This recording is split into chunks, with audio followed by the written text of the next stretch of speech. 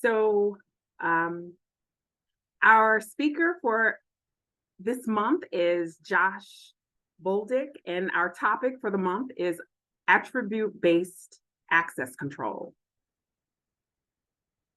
I'm also letting people in as I speak. Okay, so before I hand it over to Josh, I kind of want to talk about Drupal for Gov. So as most of you all know, and for those who don't know, we are a community of open source advocates who love all things open source. So in addition to having this monthly webinar that we have every third Thursday at 3 p.m. Eastern Standard Time, we also have GovCon, Drupal GovCon, which is coming up November 1st and 2nd. So I hope you all who are in the area can attend. We also, throughout the year, we hold a Drupal training day, half-day training event on various topics. And we do the Gov Summit at DrupalCon North America. So if you're interested in maybe hosting a training half day, please reach out to us and contact us. So if you have any questions in general, you can reach us by email, Slack, and LinkedIn. So some important dates. As I mentioned earlier, and I'm excited to say that we will have our first in-person conference in a few years since COVID, November 1st and 2nd. Our location is the Residence Inn and the Hilton Garden Inn.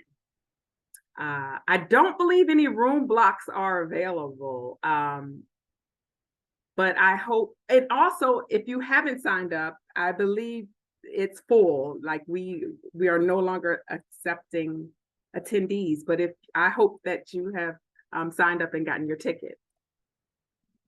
And other important dates, we always want to give a shout out to other Drupal camps. And so Bad Camp is coming up in San Francisco, California, November 18th through the 19th. As I mentioned earlier, we're always looking for other spaces to host half-day events.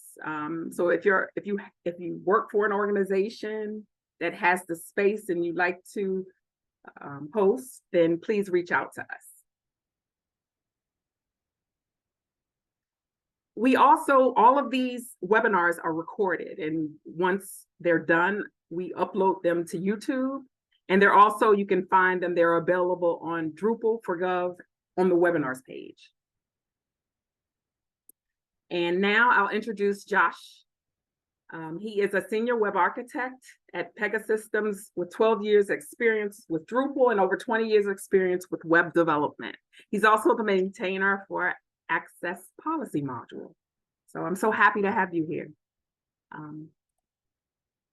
Thank you. Happy to be here. You did my whole intro for me, so thank you. That's great. So I can start sharing my screen now. All right. And any questions, you can leave them in the chat and I will moderate. Well, Zoom needs me to allow me to share my screen. Okay, bear with me 1 second.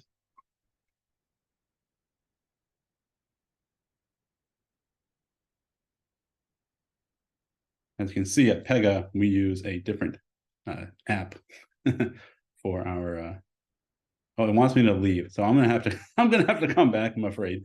So bear with me 1 second.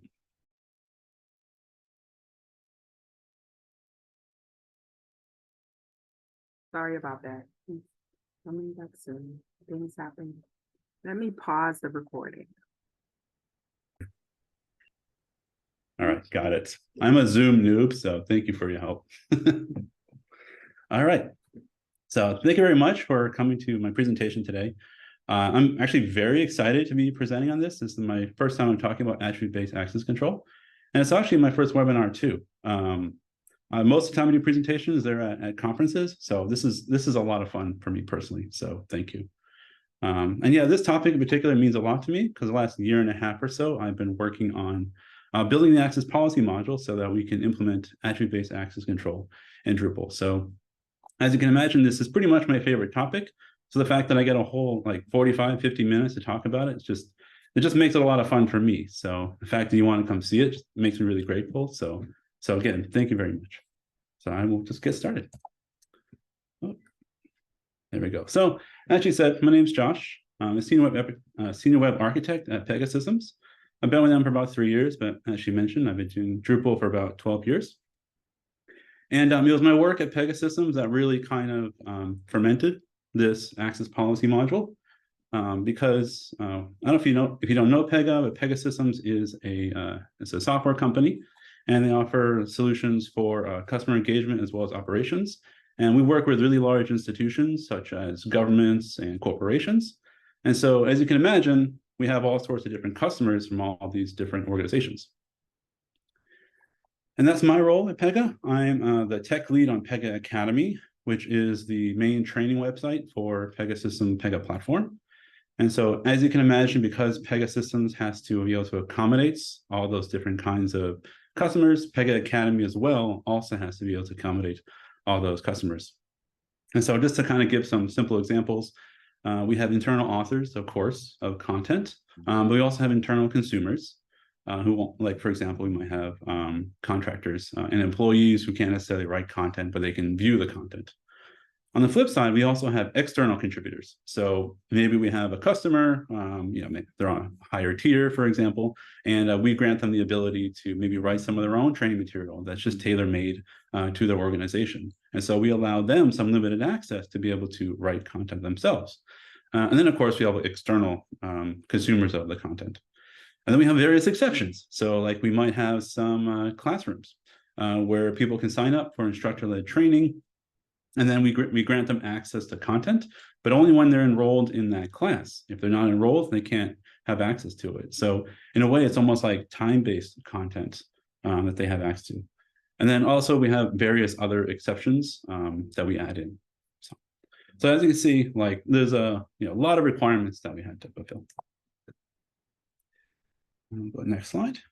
And so today I'm going to talk about the various different access control paradigms, just in a really broad general level, because I think it's helpful to kind of use that as kind of like to get some context where attribute-based access control comes in. I'll give a little bit more in-depth overview of what ABAC actually is. I'll talk about where the Drupal community is right now in terms of ABAC. And, spoiler alert, we have an access policy module. So, and that's what I'm going to be demoing today as well, the access policy module. And hopefully, if I don't go too long, we'll have some time for questions. All right, so let's get into those first access control paradigms. Now, again, this is very broad. Every single one of these paradigms has lots of nuance, lots of different kind of variants, lots of additional features that are added in. So again, this is just a really high-level overview. First one are access control lists. We're going way back. Still very common in networking. This is just the idea is kind of a one-to-one relationship between a subject and an object or a resource. If you're granted access, you have access. If you don't, you just don't. There's really not a whole lot of nuance to this one in particular. But the next one that builds on top of that, of course, is discretionary access control. This is the idea of private content. If you ever worked with Google Documents, or if you worked with Microsoft Word, or even in Unix, you'll be familiar with this. This is the idea where you're the author of that content, and then at your discretion, you can share that content with another user, granting them editing permissions or maybe just view permissions, for example. And then the next one, again, is mandatory access control.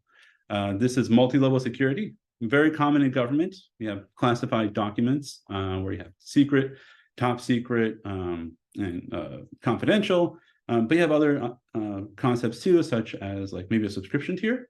You would have like premium or standard or basic, and all of these would control like how much content you see or how much content you can't see. And then finally, the one we're all really familiar with Drupal is role-based access control. This has been kind of the dominant paradigm throughout the industries for decades now. And again, really needs no introduction. I'm not going to go into this one. I think we all know how this one works. And so let's talk a little bit about what modules we have out there that kind of use these paradigms. I find it's a useful way to just kind of survey what the modules are out there. And I found broadly they kind of fell into two camps, I would say. I put ACL on there because I have to give a shout out. I have to give a shout out to ACL. But that's technically an API. And in fact, the content access module uses ACL as part of their kind of dependency. And so we have two modules that are very popular, content access and node access, and those both use discretionary access control. Again, the notion of private content that you want to share. And then the vast majority, I would say, at least of the really popular ones, are role-based access control or an extension of role-based access control. So for example, the groups module, very, very popular. What that does is it assigns different domains in your sites through groups, and you can have different roles and permissions on a per group level. So it's still role-based access control, though it's been kind of divided into different sections on your site. Permissions by term, on the other hand, what that effectively does is it extends your permissions by using taxonomy terms. So taxonomy terms become a kind of a dynamic permission that you can grant and revoke just by creating taxonomy terms and assigning them. And workbench access kind of follows a similar idea as permissions by term, except they also use menu items and they have a plugin system where you can add different elements for it. But at the end of the day, it all kind of falls into DAC or RBAC. And so let's just go a quick scenario that we've all run into when working with Drupal and see kind of where the pitfalls lie or the limitations of it. So here's my hypothetical site. I have a site with some articles on there, and I have a content author who wants to be able to write those articles. So far, Drupal handles that really well, right out of the box. Some new requirements come in, we want to add some content moderation to it, and we want to add a role for that. Okay, Drupal handles that pretty well. We'll just add a content reviewer, and only they can review content and approve it. New requirements come in, we want to add some translations. Maybe we're opening a market in Quebec, for example. And so now we need a translation administrator. All right, no problem. Drupal handles translations really well, and we just add another role for our translations. Now we got our first curveball. Okay, so we want to restrict some articles to certain members in our organization, like only employees, only partners, only contractors. Okay, what are we going to do? Well, you probably have to write a little bit of custom code, and then we'll add 3 more roles. No problem. Now we have an employee and a contractor and a partner role. So far, so good. Getting a little bit, a little dicey, but it's okay so far. One more requirement. Now different departments want to have access to being able to writing and reviewing articles, but we can't grant them access to all of the articles, so just for their department. So what are we going to do? Maybe write a little bit more code, maybe reach for a configuration, contrib module, or add some more roles. So now we have the marketing author, the marketing reviewer, HR author, HR reviewer. I really hope technology doesn't want to start adding some articles. Now we get a real curveball. We want some authors want to be able to grant some exceptions to their content outside of any of the current infrastructure that we set up. Okay, so what do we do now? Do we write more custom code? Do we install another contrib module? What do we do?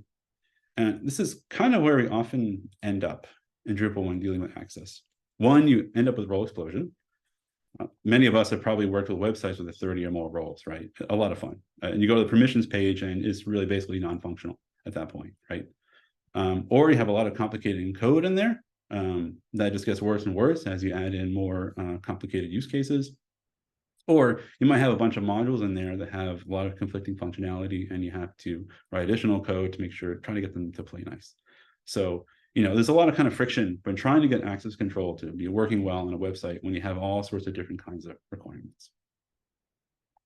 So let's talk a little bit about policy-based access control and how that can help us. All right, so first of all, what do I mean when I say a policy? I find it's easy to think about it with an example. So I'm going to just give you an example first.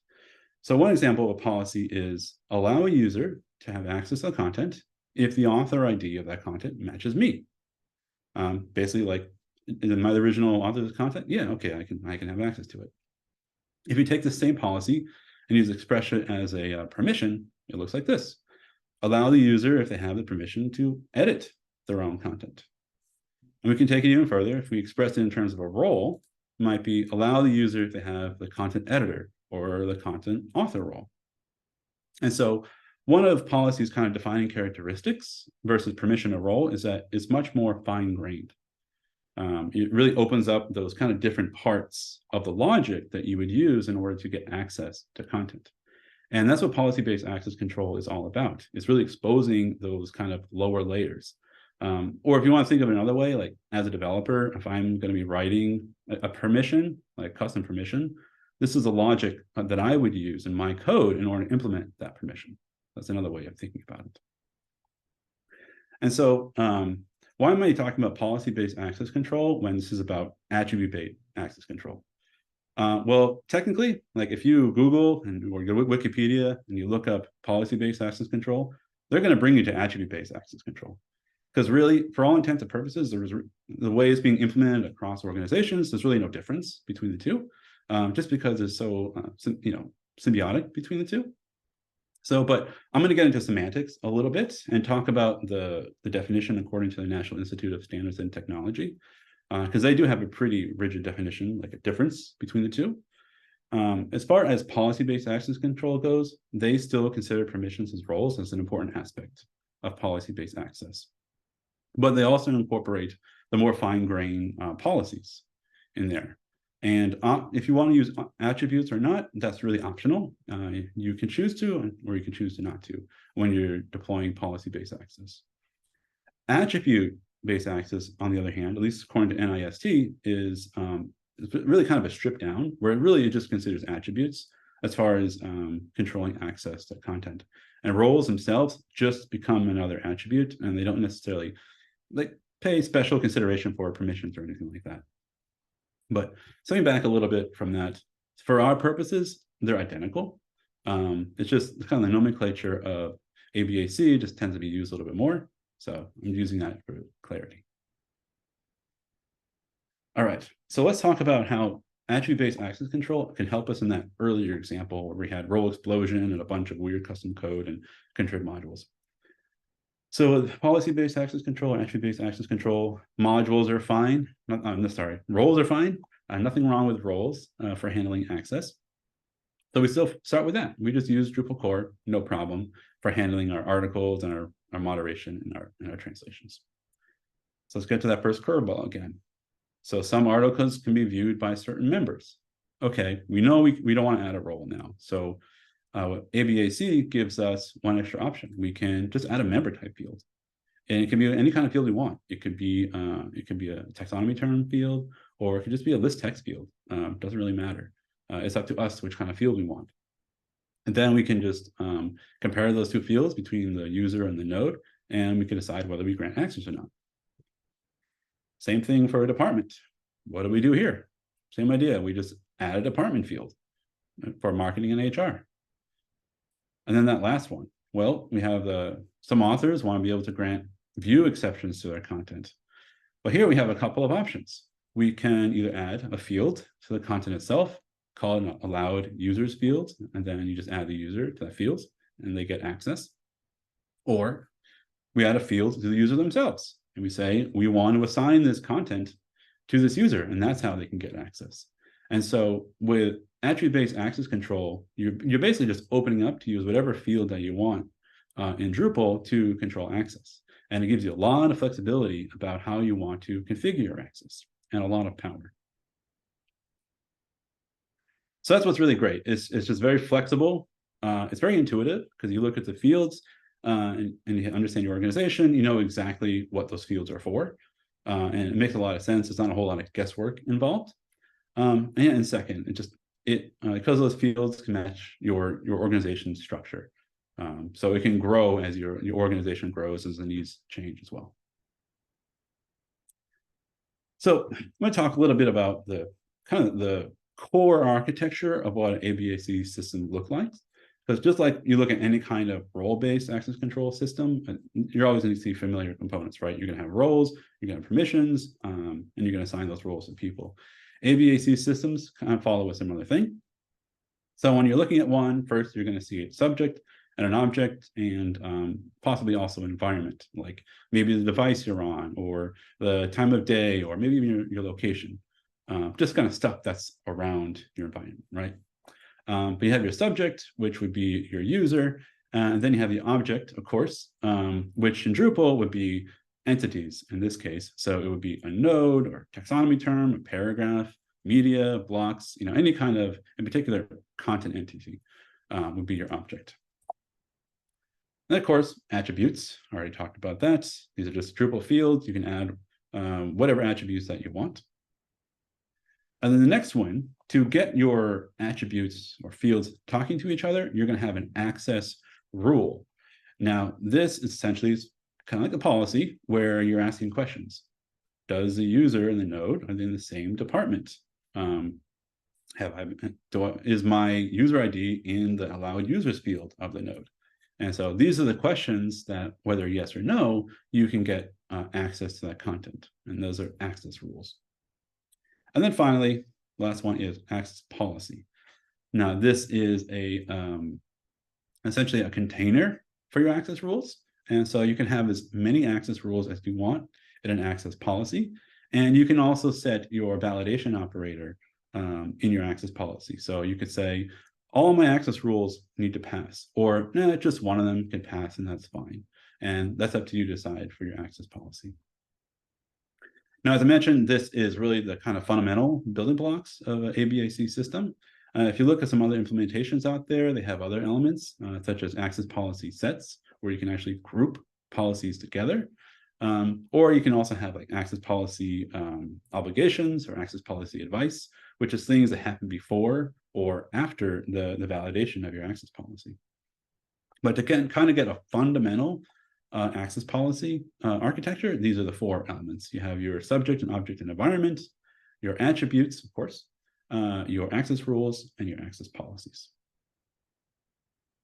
And that's pretty much it. Honestly, as far as like a high-level summary of what attribute access control looks like, not much more than that, to be honest. I mean, you can dig into it and get into more nuances.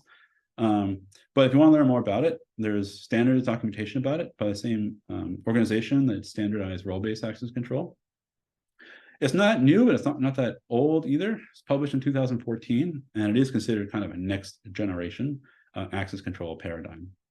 And finally, if you want to see kind of a fully featured or fully realized implementation of ABAC, XACML is hands down probably the most popular one, though it is written in XML, so not the most fun thing to read. So I would just say, check it out. It says interesting ideas, at least. All right, so let's talk a little bit about ABAC and Drupal and kind of where we are right now. So believe it or not, the community has known about ABAC for a while. When I first started working on this about a year and a half ago to address the problems with Pega, I happened upon this thread. And I was just kind of reading it. It was actually originally around query access, not related to ABAC at all. And this is a very old one. It originally opened in 2010. And it was 7 years later, down about the middle of this document, someone first mentioned ABAC.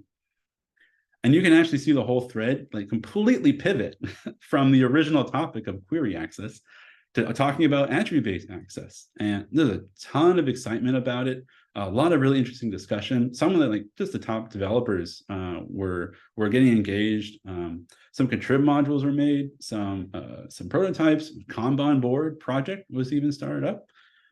Lots and lots of energy and excitement about this idea. But for whatever reason, it never really materialized anything. The energy kind of fizzled out after a period of time. I don't know really why, but it was unfortunate because I found this early on. It's like, okay, great, we have a solution. And then we didn't, unfortunately, at the time. Until this year. Some of you, I don't know if you went to DrupalCon this year, but DrupalCon in Pittsburgh in June, they opened the opportunity for developers to submit ideas to get some funding for those ideas. And one of them was policy-based access in core.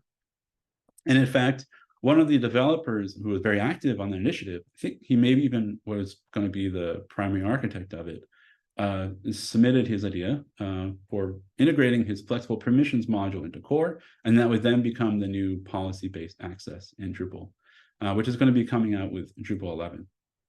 And just to kind of give a high view, technical overview of it, the way it works is you can define different domains for your permissions. So that way it's not always going to be completely a gigantic permissions table that we already have. If that sounds familiar, it's because this is the same developer of the group module, and flexible permissions is a dependency of the group module. But the second part of it too is allows you to grant and revoke permissions based on any kind of environmental variable. And that sounds familiar now. That's the policy part of this module. So this is very exciting. I think we definitely need it in our community. It's been a big problem for a long time. And I'm really thrilled to see this get into Drupal core. I think if the community responds to it, there's some great potential for some fantastic access control modules in the future. So I'm very excited. So with that said, though, this was in June, and I started working on this project back in spring of 2022. So we also have the access policy module. This is a completely different approach from the access policy API. This is a configuration module. You can download it and you can start configuring it today to control access. And it follows a similar paradigm as I showed before. I modeled it a lot based off XACML. And right now we're in beta 4, which means that we're basically done with features.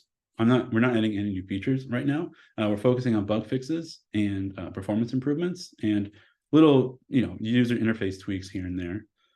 We did build this using test-driven development. So we have over 170 tests on here. So it's been quite stable for us on Academy. We've been using it all along on Academy. We deployed it very early on, over a year ago, and we've had very good success with the module. And so I'm happy to say now that we have a couple of new modules implementing the policy-based access control paradigm. And so now I'm going to be a little theatrical. I'm going to have a little fun with this.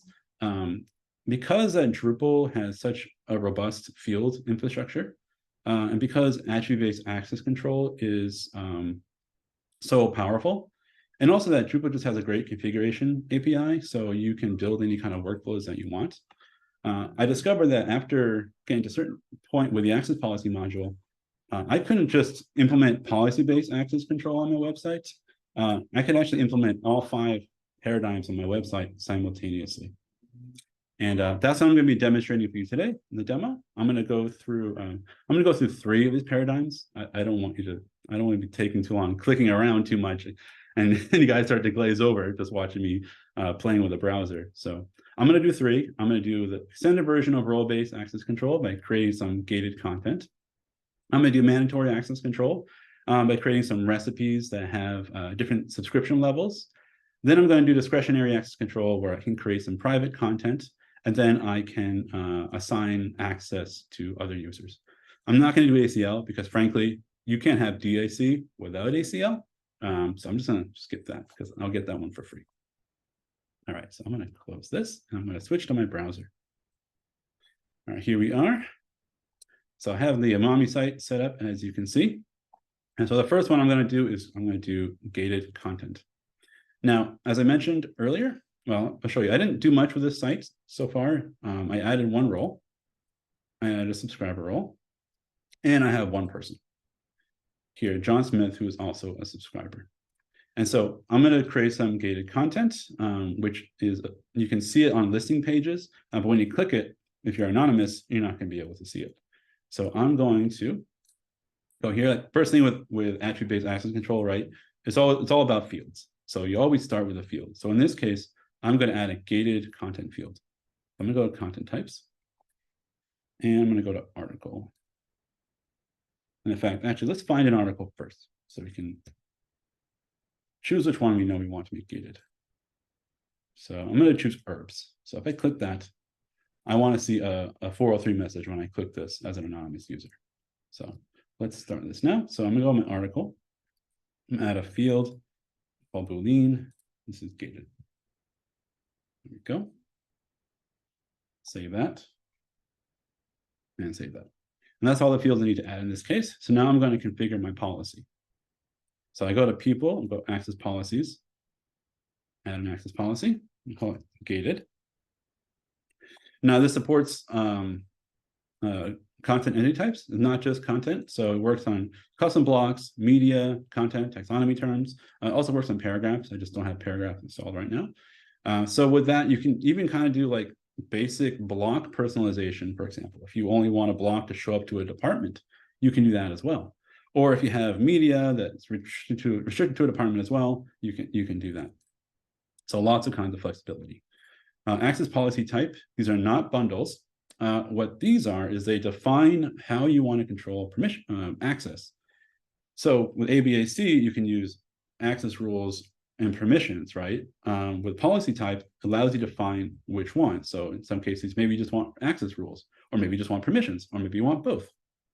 And out of the box, it ships with 4, but each one of these is a plugin. So you can define custom policy types and control how fine-grained you want your access controls to be. So I'm going to choose group. Most of the time, you're going to use group, but there's the other ones, of course. All right, so I created my access policy. It told me I have to configure my permissions. So I will do that in just a second. I don't want to hide content on listing pages. So I'm going to uncheck this, because this is gated content. And I'm going to show a custom message. This is only available to subscribers. Okay. I'll save that. Now I'm going to go and edit my permissions. Now this is role-based access controls. So I'm not adding any access rules right now. So I'm going to go here, gated. Move that.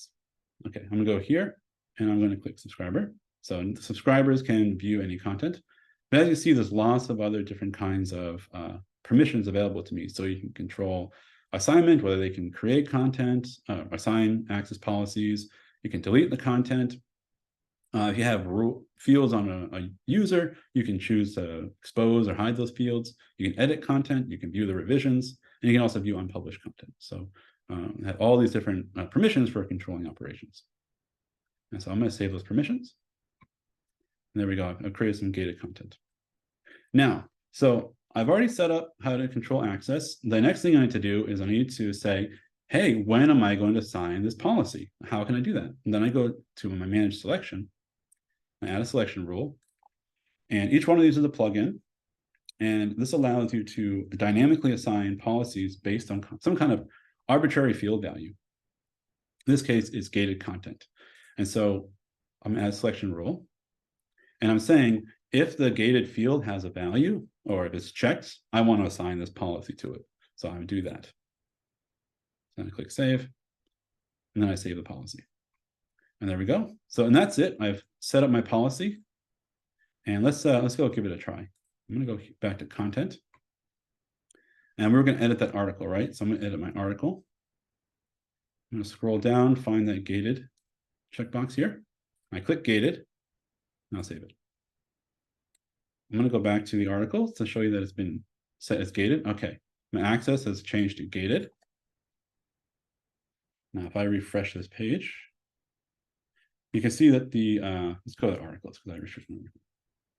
You see, herbs are still here because this is gated content. If I click it, I get an access denied message and it says, this is only available to subscribers.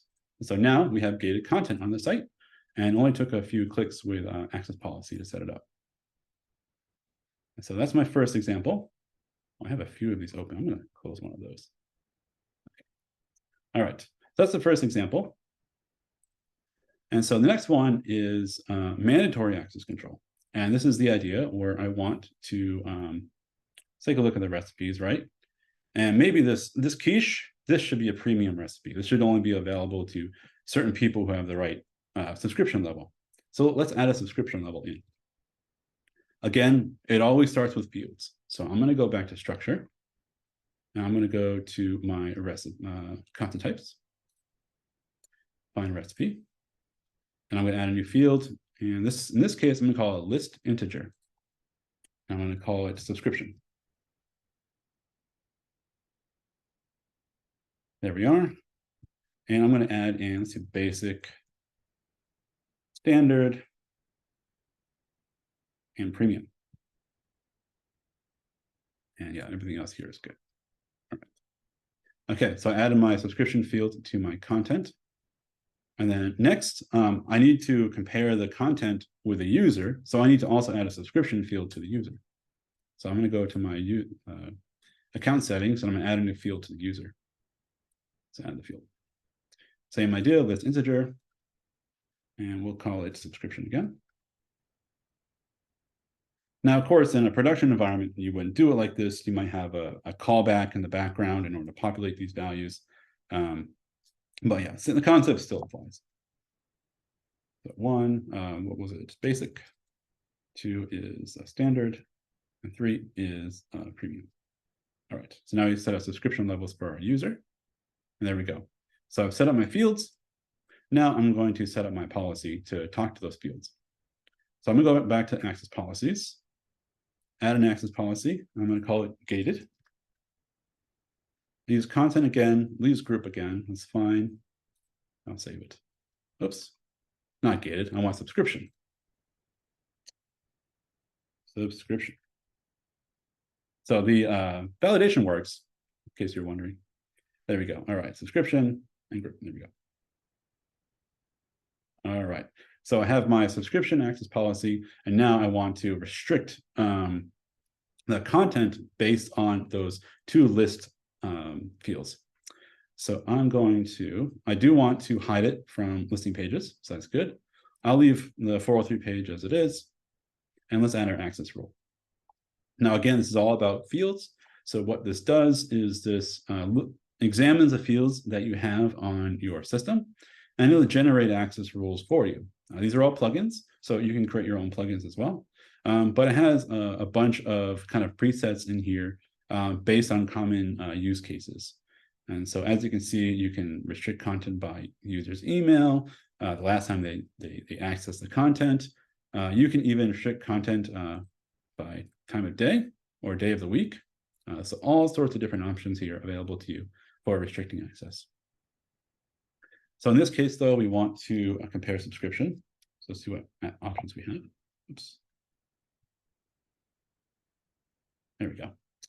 All right, so I want to compare the subscription with the user. So compare the subscription field on the content with the user. So I'm going to add that. All right, so I want to make sure that whatever value is on the node is always less than or equal to the value of the user in order to restrict access. And then, yep, and I can choose which field. So if there was another field on the user that was also a list integer field, you could choose that as well. And so we can leave everything else here. Actually, I'll show you the options. So we have different options here. If the field doesn't have a value, you can choose different behaviors.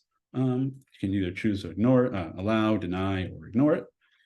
You can choose to apply the policy to listing pages or not on a granular level. You can also choose which operations you want this policy to be constraining. And usually I use the defaults, but once in a while, overriding this is helpful. And of course, the administrative title. All right, I'm going to save that. Okay. And then the next thing too, this does use permissions. So let's edit our permissions and make sure that subscribers can still see content, subscription content. So I'm going to click that to give them view access. And then finally, the last step as well, we need to make sure that the subscription gets assigned to the right content. And I do that with a selection rule again. So it was subscription. So if the subscription field has a value, but it's not empty, then we assign this policy to it. There we go. All right. So now I have 2 access policies. I've gated and subscription. And let's see subscription at work. And before that, I'm going to go here. I'm going to log in as a subscriber.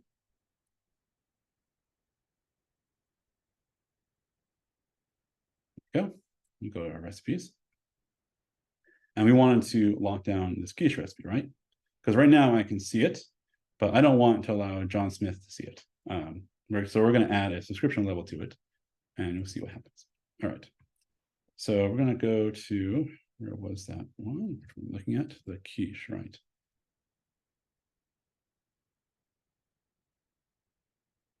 Okay, here it is. And let's find here is the description field. Now I'm going to set this to standard. Save it. There we go.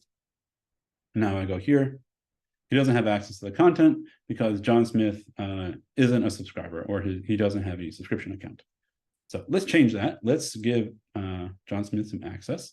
So I'm going to go edit his account. Go here. And I'm going to change him to premium. So now he should be able to see content that is restricted by standard. I go back. And then you can see John has access to the content now that I've given him subscription level. And so that's it, mandatory access control. Oh yeah, also if I go to recipes, it also will update here. So let me change them again. Let me change it to basic. And then it hides it from the listing page as well. And so, yeah, we just went through kind of extended version of role-based access control and just demonstrated mandatory access control. And then for the next one, I'm going to do discretionary access control. And it's a reminder that is the idea where, as an author, I can create some private content, but then at my discretion, I can grant access to that content. And so, like before, like I said, it always comes down to what fields do you want to add.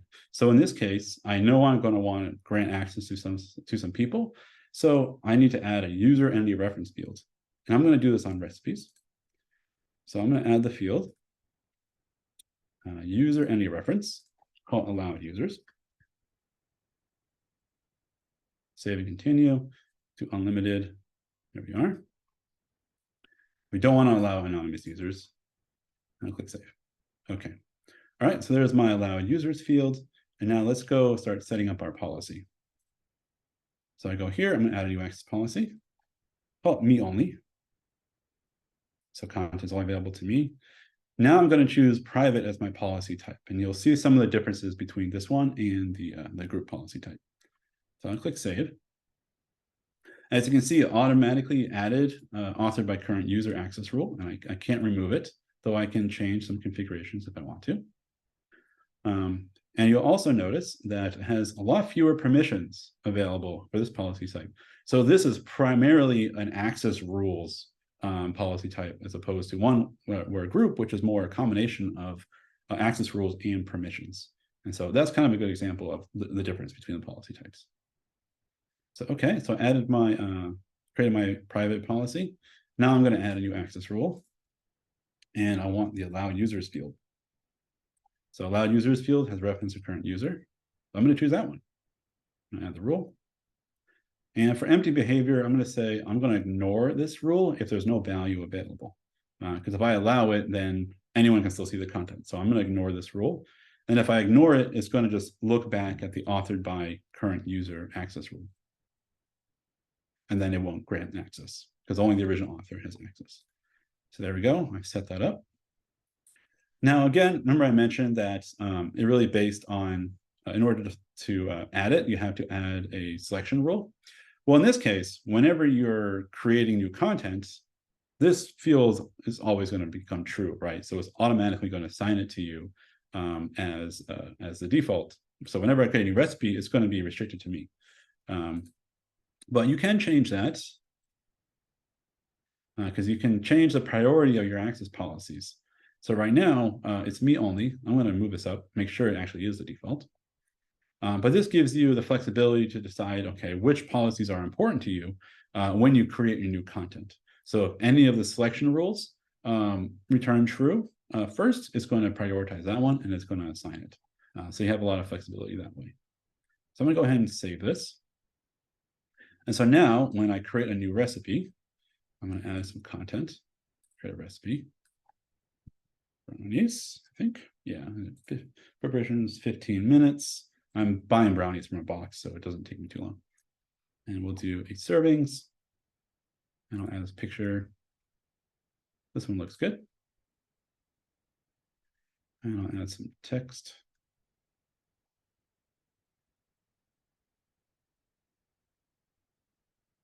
There we are. All right, and I'm going to publish the content. Here we go. Okay, I'm going to go edit it.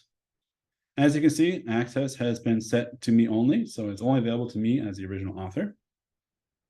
And just to show it to you, I'm going to go back to the home page. Yep. And we'll go to recipes. And you can see the brownies are available in my listing page as the original author. But if I log in as John Smith, and I go to recipes, you can see, you can't see, that's a different brownie recipe. That's vegan brownies. This is normal brownies. But as you can see, you can't see that content. So let's change that. Now the author wants to grant access to John for their brownie recipes. Maybe he's a really big fan and he wants to be able to see it. So let's do that now. So I'm going to go to content. Well, actually, there's one thing I forgot. All right, I'm going to make one minor change. Let me double check that. Right. So I need to change my validation operator. I need to say any. And what this does is it'll say, does this one pass? Cool, grant access. Does this one pass? Or does this one pass? Okay, grant them access. If I did all, then it would require both of them to pass, which obviously is not going to work in this case. So I'm going to change that to any. There we go. I almost forgot that. Okay. So I'm going to go back to content and have brownies. All right. Now I wanted to grant access to John. So let me give access to John. Here we go. Oops. Here we are. And I'll save it. All right. Refresh the page, and there we go. I've given John access to the new brownie recipes. I'm sure he's very excited. And so there you go. I just went through 3 completely different access control paradigms using one module. I did role-based, an extended version of role-based access control, mandatory access control using a subscription tier, as well as private content using discretionary access control. You could even take it further if you wanted to. You could, let's see here. For example, maybe you want to have different editors, and you could add another field saying, okay, these people can view it, but these people are allowed to edit it. And then you can add a whole other access rule and grant them edit permissions to edit your content. So you really do have a full feature discretionary access control functionality. So well, we're already at 350. So I'm going to show one more feature that we added in. If you're not really a big fan of that kind of dynamic field assignment, in particular, having all your access control fields kind of mixed in with all your other fields, well, we have an option for that as well. So for this whole demo, I've been using dynamic mode for selection, but we also have manual mode. And what this does, it actually inverts it. So instead of choosing the field that you want to control access on, you choose the policy, and then you can choose your fields that you want to provide. So I'll show you an example. So I'm going to switch over to manual. There we are. And if I go back to some content, I need to clear the cache. Got to rebuild the routes.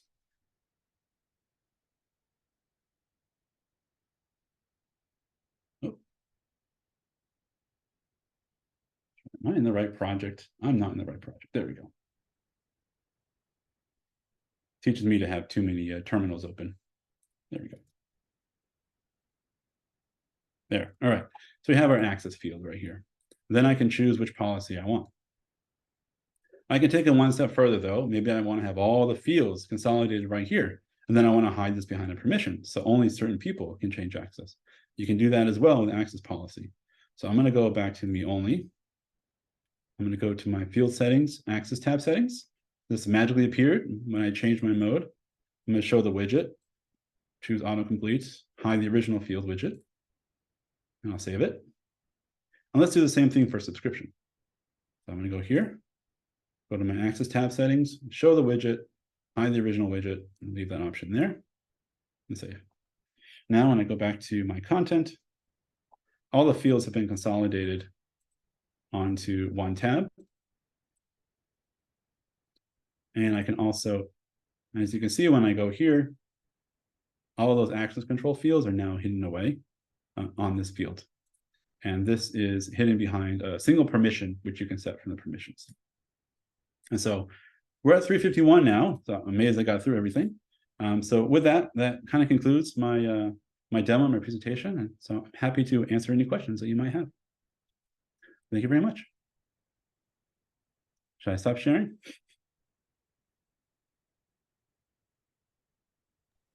Mm, mm, yes. All right, I'll stop sharing. There we go. Thank you. Does anyone have questions? Oh, thank you. And like I said, it's available to download today. We have over 170 tests on it. Everything is test-driven development. So, All right. Thank you so much, Josh. thank you. All right. And I hope to see everybody in a few weeks at Drupal GovTime. Bye. Thank you, everyone. Bye. Yes, and the recording will be shared. I'll upload it to YouTube. Excellent. Bye.